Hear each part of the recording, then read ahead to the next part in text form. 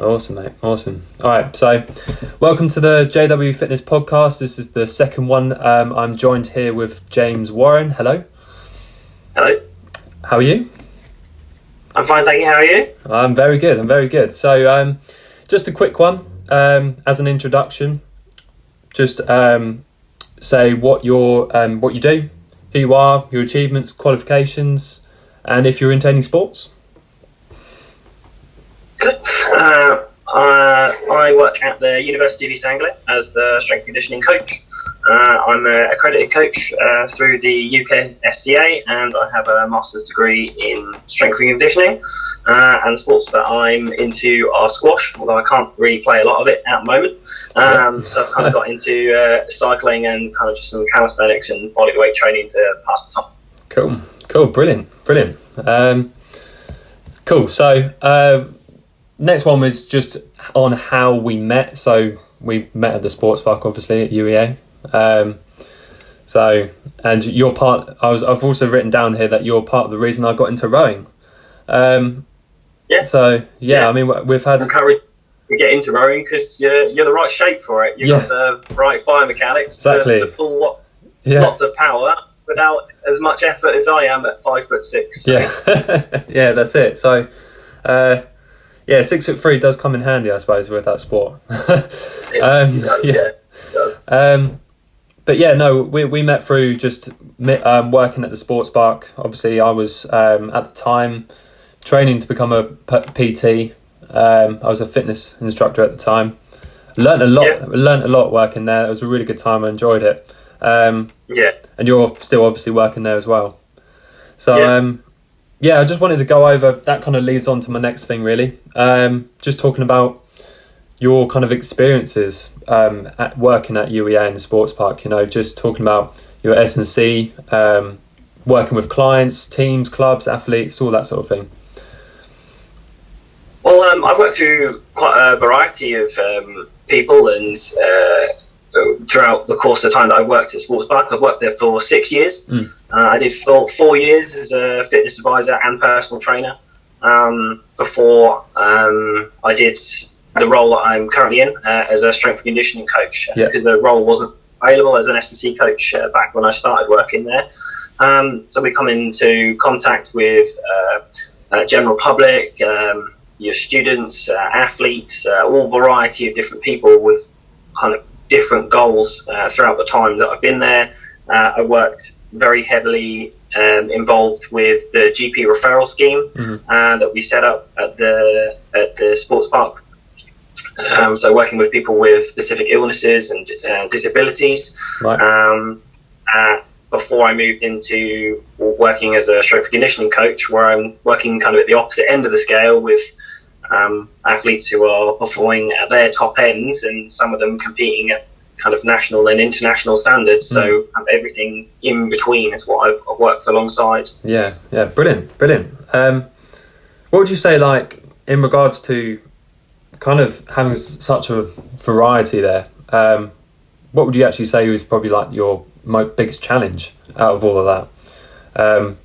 I mean, obviously working with athletes at top level is pretty something. So what would you say is your biggest challenge?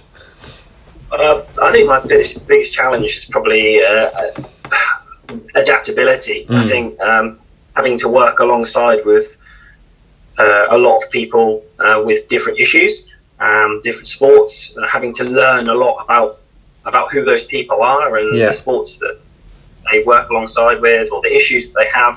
For example, if they're a GP referral, it's about being adaptable and using the time, the space, the facilities that you have in order to be at the best outcome. I think be adaptable is one of the biggest challenges as a coach, because it's all well and good having every single piece of kit all the time in the world with the athletes that you need. Crack on, like, brilliant. But most of the time you won't have all the time in the world. You won't have all the facilities you need. You won't have everything that you need. So making the most of everything that you have to get the best possible outcome is probably one of the biggest challenges. Yeah. I've always thought in this kind of fitness industry, it's always, you're constantly having to, well, like you said, adapt. You're never gonna come across, there's something new all the time. And, getting used to that, kind of having to adapt all the time is really key. I mean, obviously I haven't been doing it as long as you, and I've only just really got into strength and conditioning myself. But, I've already noticed that, and how much you have to kind of think about different things with different people. It's all different for everyone. So yeah, 100%. What else I've got? So yeah, we'll go back to just talking about S&C and stuff with UEA. So you said that you worked with a load of athletes. Yeah, athletes. Yeah. So what would you say, we've talked about what would be your most challenging time, but if anyone's watching who wants to become like an S&C coach like yourself, what kind of advice would you give to them in regards to getting used to that adaptability and just being an S&C coach in general? Spend as much time learning from others. If you are new to the world of strength and conditioning, if you're new to the profession, you're going to be inexperienced. I think even as a more experienced coach, I'd say I still don't know enough. And there are plenty of people who've had experiences that I'd love to know about and love to learn from. So I think one of the most valuable things I've had in my progression through my career is learning from other people who are in a position of more experience than me. I've gone out to other universities, I've gone to conferences, I've spoken to other coaches over the web, via Zoom, via phone calls, emails, to kind of help set up some of the knowledge that I have now in order to be able to help the athletes that I'm involved in. So for someone who has a position, in order to be able to kind of facilitate your development, learning from other coaches is one of the most important things, and sharing that information and experiences. For someone who perhaps doesn't have a position, or isn't lucky enough to be in a position of a strength and conditioning intern or assistant coach or lead coach, still learn from others. Put yourself out there, contact people however you can find them, and ask them if they've got any other contacts as well, so you can learn from them. Put your foot in the door so that people know that you're interested in them, in their information, what they're doing, but as well you can gain information from them about how to facilitate your development, and even if it's one piece of information, it's worth learning. Yeah, definitely. I think getting yourself out there is really key. That's something I've learned. Getting to know people, keeping in contact with people as well. It's been great keeping in contact with you, because you've helped me with so many things over the last couple of years. So I do appreciate that. Thank you. Yeah. So cool. So going back to when you kind of started as an S&C coach, I mean, what kind of got you into it? What made you think this is the route for me? I mean, obviously you said that you were a fitness instructor and a PT beforehand. What would you say, what kind of pushed you to think, actually, you know what, I want to be an S&C coach? Well, my journey started, I did A-level PE, as anybody who's heavily in sport will always end up doing. And then from there I did a degree in sports science and personal training. So I did my personal training qualification whilst doing my degree. And sports science kind of led me to my master's in strength and conditioning, because I was like, sport is just so cool and there's so much stuff going on, and there's so many things you can kind of end up doing, whether it's like a data analyst or a sports scientist, biomechanist, or physiologist or strength and conditioning coach. There's so many little avenues that you could kind of fall into. It depends what you want to do, what really interests you the most. And I think my sports science degree really opened up all of those possibilities. Nutrition as well. I learned a little bit about nutrition, but I could never get into it in the way that I want to be a nutritionist. I thought strength and conditioning is just super cool. So I went and did a master's degree in strength and conditioning at University of East London. I had some really wicked opportunities working alongside other great coaches. I went down to Lee Valley several times, and I observed and kind of worked underneath Dan Paff, who was Greg Rutherford's coach for a while. And the guy, just a minefield of information. So I had about a million questions I wanted to ask him, but I couldn't because he was coaching his athletes. I just had to watch what was going on. From there, I also did an internship at Nottingham County Cricket Club. Okay. Yeah. At the time, the sports scientist, strength and conditioning coach there was Kevin Paxton, who is now on the UK SCA board as well. Works at Leicester Football Club. So, I mean, there's some top names I've been able to underneath. And just absorb as much information. I still kind of speak to Kenny every now and then, chat to him at conferences when I see him. And then I did a internship at WINS, which is a tennis academy that was based at Bisham Abbey. So that was my second internship. So I actually did about 20 months of unpaid work before I kind of moved into sport and the fitness industry in a paid role. After my time at Win Tennis, I had to get a job that paid money in sports, so I had to decline a second round of internships there, unfortunately. I mean, I learned a lot. I'm not going to take that away from it. I'm working with some youth athletes, particularly at Win Tennis, 11 to 19-year-olds of still pretty high standards. Some of them competing is like European levels, junior Wimbledon, stuff like that. So working alongside the coaches there, as well as the strength and conditioning coach, and learning from kind of all different aspects about movement, about energy systems, about engaging with athletes particularly, and how you interact with athletes, I think is a huge part of it, because they're all completely kind of different animals even within one sport. So, and then that led me to where I am kind of now as a fitness advisor for 4 years at Sports Park, and then into the role that I'm in now. Yeah. Oh, brilliant. So there's plenty of experience there, and having all those contacts sounds amazing. Yeah, networking is a huge part of it. I think over the last 2.5 years as a strength and conditioning coach, I've made a lot more of an effort to contact more people and stay in contact with more people. And I think it has made the difference, because you just pick up little bits of information, or you talk to each other over to see each other do videos or movements, or you reach out to a coach, you find something you've never found before, and you go, that's stuff that you're really cool, and like, oh, cheers, that's really awesome, and what did you think about this, or what did you like, how would you combat this? There's just loads of little avenues to open up all these little kind of questions.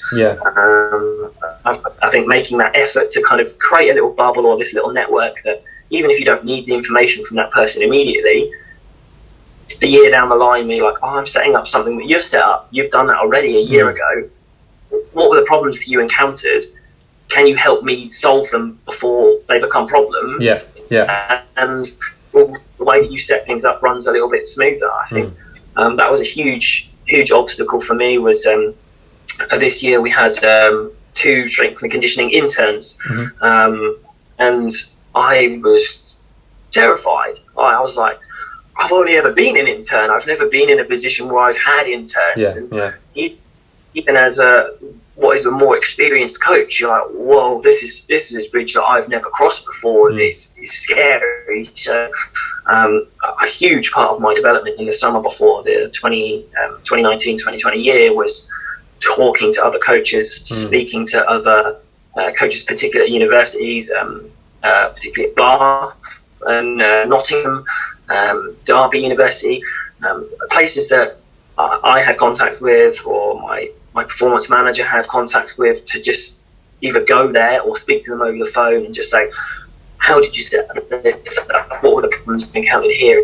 Like, what were the best way to do this? This is the things that I've set up already, the things that I've organised ready for my interns. What do you think? Would this be a viable income? Or I can't forget as well, Oxford Brookes University as well. I had a lot of contact with Oxford Brookes University about their internship structure and what they deliver to their interns. So I think for me, that was a huge thing, is having those contacts, yeah, the process of me setting that up, a lot more comfortable and a lot less terrifying when I got down to planning it and organising it. But initially, that was such an intimidating task. Support network there really helped me develop as a coach myself, about how to deliver this internship program, but as well as how to set it up and organise it. And there's a lot of things that I want to change for next year, assuming term starts next year.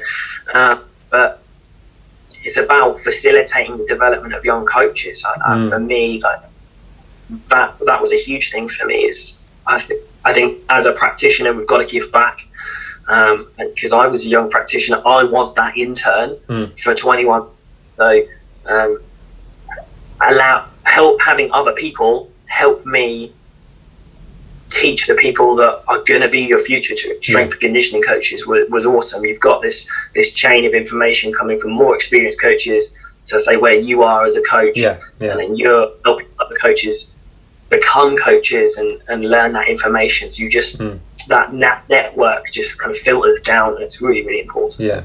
Well, like I said, I mean, I haven't been doing S&C for long, and I'm obviously still learning a lot throughout it. But what I've noticed is the network. You know, you do get to know a lot of people through the subject, and you know, as me being a PT as well, I've done that.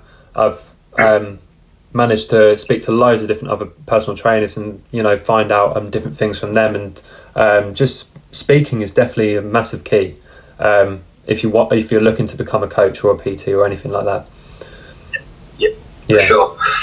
You can learn more from some people than you can from reading a whole book, because it's the way that they say it, or the way that they apply that information, or the way that they show, or just the fact that you're experiencing that information rather than just absorbing it through your eyes and having to being involved in that process is really important, because people have done it and they can show you and guide you through that process rather than you kind of having to figure it out all by yourself. There are things you're going to have to figure out by yourself. Like trial and error has been a part of my journey as a strength and conditioning coach. Me and performance manager have put in place several things over the course of the last couple of years that have not worked. We've had to can them off after 6 months or after a term, or just like, this has not worked, people are not attending, or the buy-in isn't good for my athletes. Nobody's turning sessions, or they don't know about the sessions. Like, do we need to tell people about it, or do we need to change it from anyone can attend to elite athletes can attend, or anyone can attend to a particular club can attend? And trial and error is always going to be a part of your experiences, because the things that you put in place, or if they may work at another university, you're like, that's really cool, let's see if that works. If it doesn't, you've got to change it, because otherwise resources, time, money. So trial and error has been a huge part of setting up the program that we currently have. That's another massive thing, isn't it, really? Okay, so to kind of like summarise that topic, we've kind of gone over. You'd say contacts is definitely a number one if you're looking into becoming an S&C coach or anyone in the fitness industry. Kind of building that network up as well. Sure. Looking at as much as you possibly can, so researching and looking for things like that, definitely. Even if it's books that are specific to strength and conditioning, read stuff that's not strength and conditioning. Seek out sprints coaches, think about nutrition, think about sleep hygiene. Anything that can help you interact with your athletes, because if you've got all the knowledge in the world but you can't relate to your athletes and talk to your athletes, build rapport with them, they're not going to buy in, they're not going to listen to you. So it doesn't have to be strength and conditioning, doesn't have to be the only thing you read about. Make you very one-dimensional. Just read about everything, learn about definitely. Going back to this is changing the subject a little bit. Going back to you saying that you did a sports science degree. I spoke about this in my previous podcast about sports science and stuff. I just wanted to touch on it a little bit again. Kind of saying about the amount of avenues it has as a actual course and where you can go with it is brilliant. Obviously, you chose the strength and conditioning path, but was there any other subjects which you, or routes which you were considering? Probably, if I had a second choice, it would be biomechanics. Mm-hmm. It was one of my best grades in some of my modules work, and I found that really interesting. I'm a massive data nerd. So those little kind of fiddly bits, biomechanics, I love how the body works and how the body moves. I spend a lot of my time just watching people and how they move. But analysing that information is also super cool. So if you've got the facilities to analyse movement, to put numbers to your power production, put video analysis to your movement, make little changes, I think that probably would have been my second avenue, being that kind of data analyst and understanding kind of movement patterns, think about kind of fine details that you can change in a baseball swing or a golf swing. I spent a lot of time learning about Olympic lifting because I competed in it, and I did the level 1 coaching through British weightlifting as well. So the little mechanics, the little kind of movements, the subtle changes that you can make, but they can make such a big difference to the way that you lift or how the same weight feels. Having an eye for detail in that respect, I think that would have been my second avenue. Is there any things which you hated or disliked at sports science when you were studying that? I think in first year we did a lot of like sport history and stuff, because we had our sports studies course was merged with sports science and sports science investment training. So the background of sport and the history of sport, I think, was probably one of the most dull things I ever studied.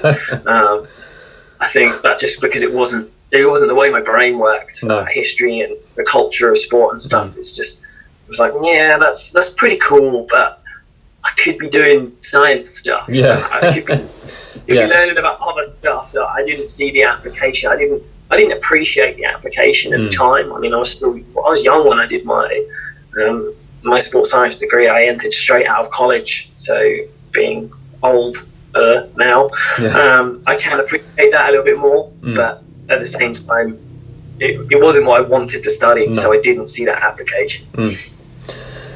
Keeping on sport as a subject, so obviously at the moment we can't really get out, there's no sport on. There's no sport. Sport has been so you said that you're doing a lot of running and cycling. Yes, no running. Oh, cycling, sorry. Cycling, sorry.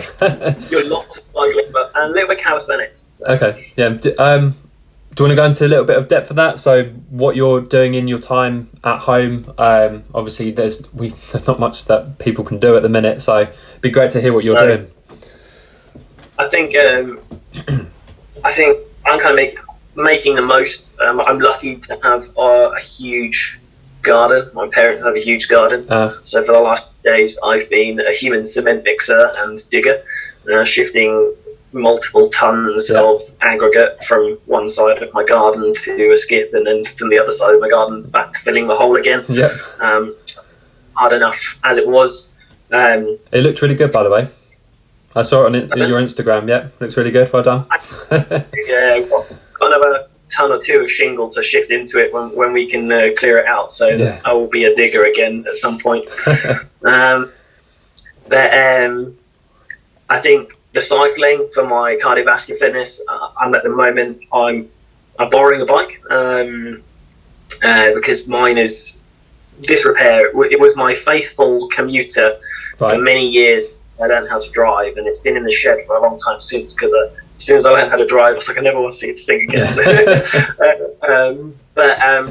now that we're kind of a bit more limited, I'm really enjoying kind of getting out on the bikes. I'm borrowing it, and I'm also doing bike up. So I've bought some new cables, and levers, and things like that, and spent a lot of time trying to make it nice after the kind of 7 years that it's spent chilling in a shed. But the cycling, I think I'm not in a position where I'm doing anything hugely structured. One, because how bad I hurt after digging out several tons of things. But I'm trying to kind of vary what I do and reflect the kind of energy systems that I would work through whilst playing squash and the demands. So thinking about how long I'd have to work for, what level of intensities I've had to work for. I have access to kind of watch based heart rate monitor, which is not the most accurate thing in the world, but it gives me a bit of guidance alongside my rate of perceived exertion, or kind of how it feels, and kind of either doing intervals or just going out for periods of time and working within a particular heart rate zone to kind of reflect what I'd like to achieve kind of fitness wise when eventually I can step on the squash court. And calisthenics wise, I think again not a lot of structure. I'm in the process of going to build some P-bars. I've got some rings. So I think learning some new movements, I think keeping it interesting, I think is going to be a huge part of this, because what I can do is limited. I'm kind of managing a few niggles and then learning some new stuff, I think, to keep as interesting as possible in training, so you don't slack off of it. Keep motivated as well. I definitely I had a bit of a knee niggle. I just lost the motivation to do anything at all, because you just think, legs is my favourite thing to train and I can't do it. I'm gutted.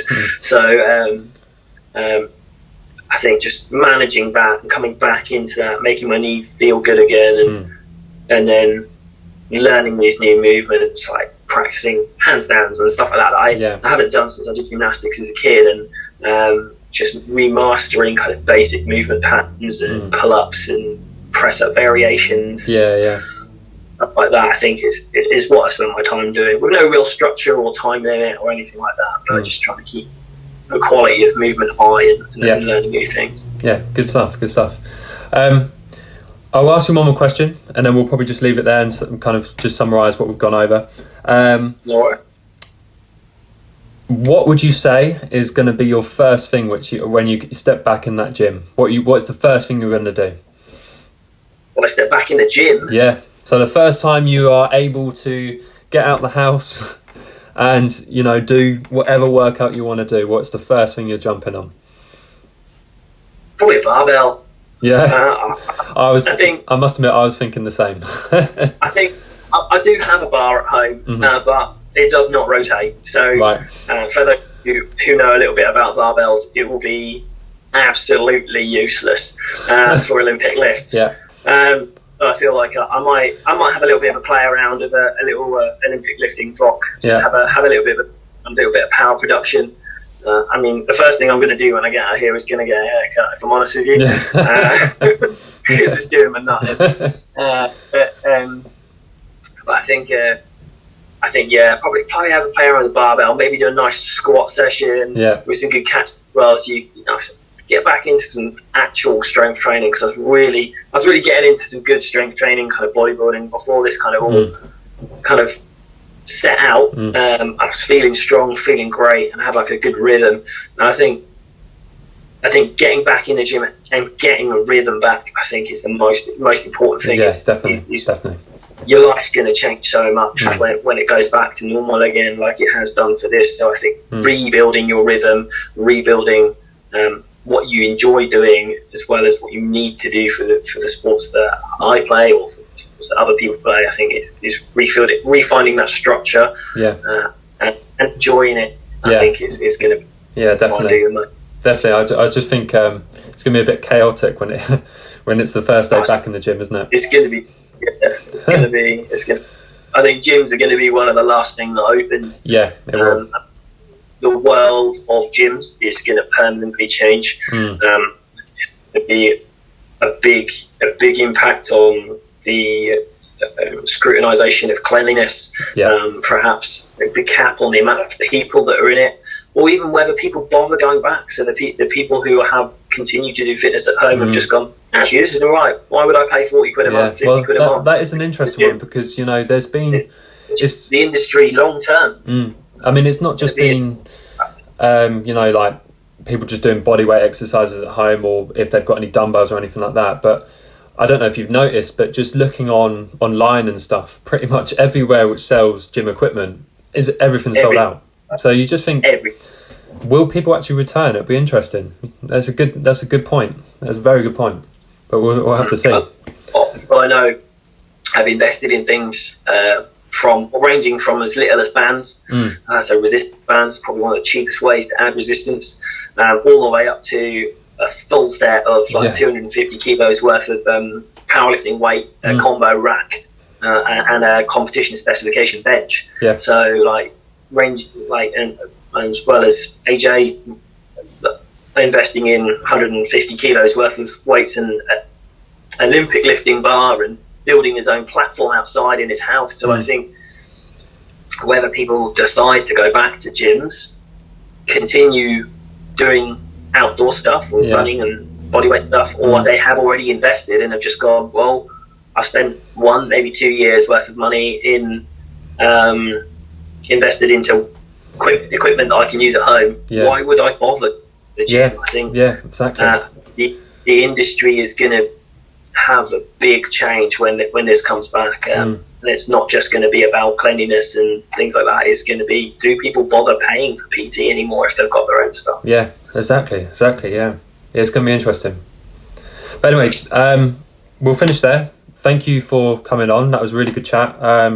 So we've kind of looked at your experiences in S&C as in general, bit of sports science in there, and obviously the current situation as well. So thank you very much for coming on. Also, thank you for everything you've done for me. You're welcome. Really appreciate it.